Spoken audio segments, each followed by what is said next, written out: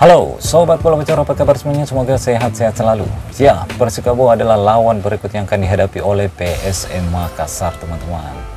Jadi tentunya ini merupakan pertandingan yang sulit untuk PSM Makassar karena seperti yang kita ketahui, dua pemain andalannya tidak bisa memperkuat PSM Makassar ketika menghadapi Persikabo nanti, teman-teman. Namun sebelum kita lanjut, saya ingin memberikan sedikit informasi penting tentang kejadian yang terjadi antara pertandingan PSIS Semarang versus Madura United tadi, teman-teman. Ya, pemain yang kolaps yaitu Ricky Aryansyah udah sadar, teman-teman. Jadi alhamdulillah pemain yang kolaps tadi di pertandingan PS Semarang versus Madura United udah sadar.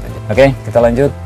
Kalau kita berkaca di pertandingan Persikabo sebelumnya, Persikabo berhasil mengalahkan Bali United dengan skor 2-1 terlepas dari kartu merah Braunuri, teman-teman.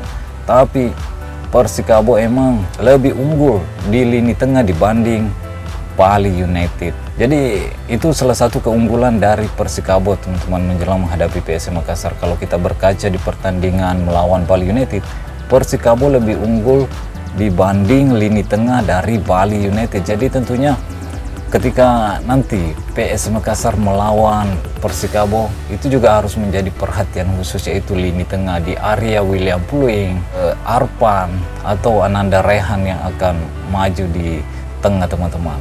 Ya, kalau kita melihat formasi yang diturunkan ketika melawan Bali United, Persikabo mengusung formasi 3-4-3, teman-teman.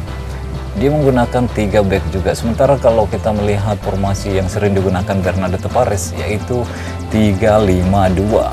Jadi lini tengah dari kedua tim akan menentukan pertandingan ketika kedua tim ini bertemu nanti, teman-teman. Ya, sementara kalau kita melihat formasi yang digunakan oleh Bali United, yaitu formasi 4-3-3. Jadi formasi 4-3-3 ini cenderung penyerangan melalui sayap, dan Persikabo berhasil meredam sayap-sayap cepat yang dimiliki oleh Bali United seperti Yabes Roni dan Pripat Tembarga, sehingga suplai bola menuju Spaso Jepik ya tidak ada, teman-teman. Jadi itu yang dilakukan Persikabo sehingga mampu mengalahkan Bali United.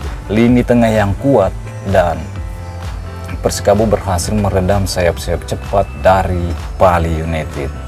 Jadi di pertandingan nanti saya berharap PSM Makassar mewaspadai lini tengah dari Persikabo yang diisi oleh Manahati Lestusen, Tegar Infantri, Dedi Wahyu dan Roni Sugeng. Khususnya Tegar Infantri ini dia berani, teman-teman, untuk melakukan tendangan spekulasi jarak jauh. Jadi itu juga yang harus diwaspadai oleh lini tengah dari PSM Makassar. Nah, selain mewaspadai lini tengah, lini depan Persikabo ini tidak boleh juga dianggap remeh, teman-teman, yang diisi oleh Komarudin, Pedro Henrique dan Dimas Derajat. Ya, Dimas Derajat merupakan striker timnas Indonesia, teman-teman, yang untuk saat ini.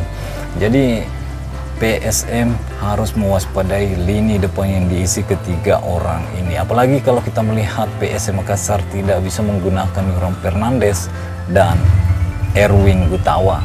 Jadi apakah ini udah waktunya untuk debut pemain-pemain baru yang kemarin dibeli oleh PSM Makassar seperti Ahmad Rusadi dan Danus Putra, teman-teman?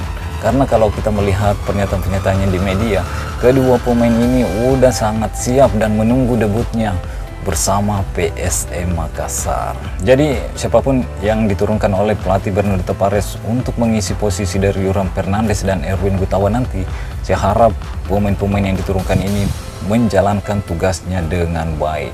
Harus bermain lebih elegan, lebih pintar, jangan membuat pelanggaran-pelanggaran yang bisa menimbulkan hasil yang tidak bagus untuk PSM Makassar. Tentunya enjoy the game, oke? Sampai di sini dulu.